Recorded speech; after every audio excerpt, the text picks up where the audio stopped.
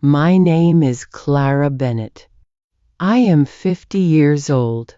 I live in London, England. I am divorced. I have no husband, no partner, only myself. But I am not poor. I worked very hard for many years. I built my own company, a small fashion business. Now it is successful. I earn good money. I drive a black Mercedes car. I wear high heels every day. My clothes are expensive. My hair is always perfect. When I walk in the street, people notice me. Some admire me. Some whisper behind my back. They say things about me. They think they know me, but they do not. My life is not only success. My life is also loneliness and the heavy feeling of other people's judgment. One sunny afternoon, I went to a university campus cafe in Oxford. It was full of young students, laughing, talking, busy with their books. I sat down with a cup of coffee. That day I saw a young man. He was tall, with dark brown hair, maybe 25 years old. He stood near the counter, looking at the food menu. I watched him. His face looked worried. He held a small wallet in his hand. He looked at the sandwich, then at his wallet again. His shoulders were tense. His clothes were clean, but very old. His shoes had thin soles. I understood. He did not have enough money for food. He looked hungry, very hungry. He bit his lip, sighed, and looked away from the menu. Something inside me moved. I usually never talk to strangers, but this young man was different. He was not begging, not asking. He was only silent, worried about how to buy food. I walked closer. He noticed me and looked surprised. "Hello," I said softly. "Are you hungry?" He nodded, shyly. His voice was gentle. "Yes, a little." "Please, let me buy your lunch," I told him. His eyes opened wide. "Oh no, you don't have to," he said quickly. He looked embarrassed. "I want to," I said kindly.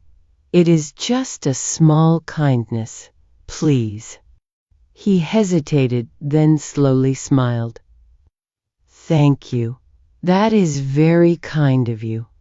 I bought him a sandwich and a drink. We sat at a small table. He ate quickly, almost like he had not eaten since morning. His name was Ethan Miller. He was a student at the university. That lunch was the beginning of our story. After that day, I met Ethan more often. Sometimes we had coffee together. Sometimes we walked in the park near the river.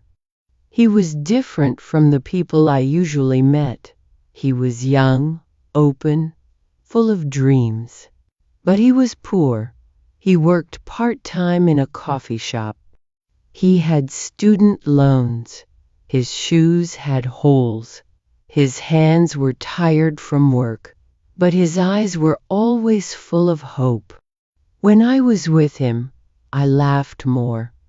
He told funny stories about his friends, about his classes.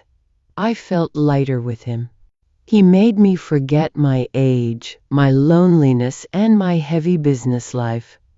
One quiet evening, we were in a cafe again.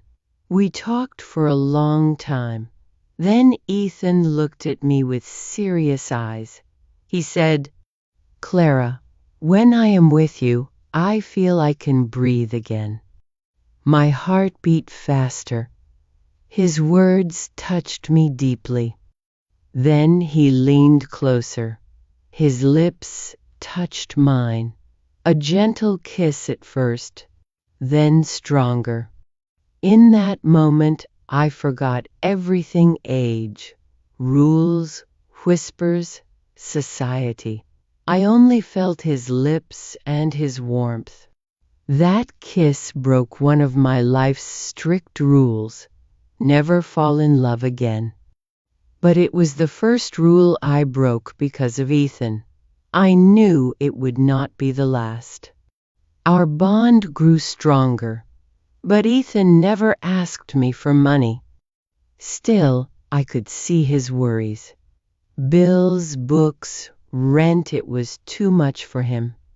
One night I offered, "Ethan, let me help you.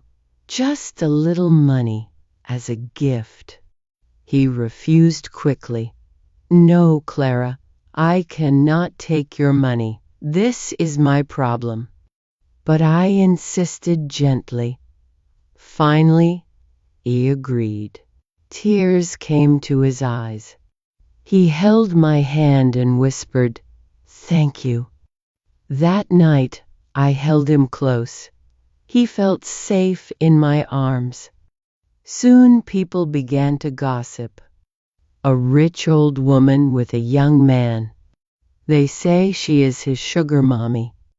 I heard these words in shops, at parties. They cut my heart, though I pretended not to care. One winter day, Ethan asked me to marry him. I laughed at first, but he was serious. "I love you, Clara, not your money, you." I wanted to believe him, so I said yes. We had a small wedding in Italy. The sun was shining. It was beautiful.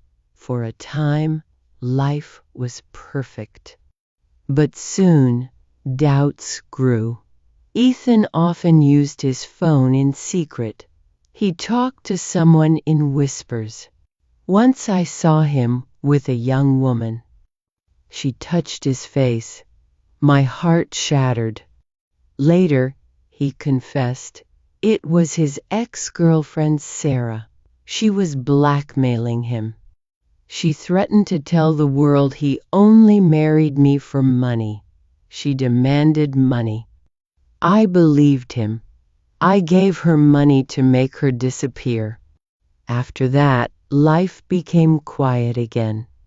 Ethan finished his studies. He found a job by himself. He proved his strength. We moved to a small house near the Cornish coast. There, we planted flowers, drank wine in the evenings, and listened to the sea. Ethan often told me, "Clara, you saved me." But sometimes I think it was him who saved me. Because before Ethan, I had everything: money, car, business. But I was empty inside. With him, I found laughter, passion, and love again. Some people still whisper, some still judge. But I do not care. Love does not ask about age. Love does not follow rules. It simply comes. And it makes life worth living.